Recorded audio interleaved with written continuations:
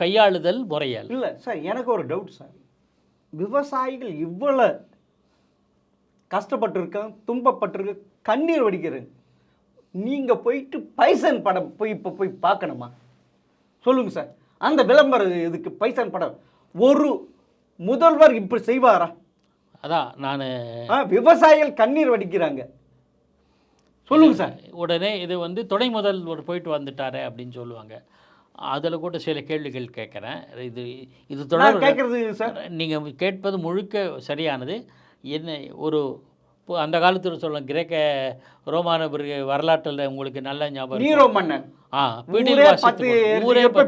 Rome நகர் உலகத்தின் மிகப்பெரிய நகரமான ரோம் நகரை பற்றி கொண்டு எறியும் போது பிடில் வாசித்தான் வரலாறு படிச்சிருக்கோம். நான் அந்த அளவுக்கு போகலை. ஆனால் இப்படியே தொடர்ந்து நடந்தால் உங்களையும் நீரோவாக பார்ப்பார்கள், ஹீரோவாக பார்க்க மாட்டாங்க. இல்லை, தொடர்ந்து நடந்ததுக்கா?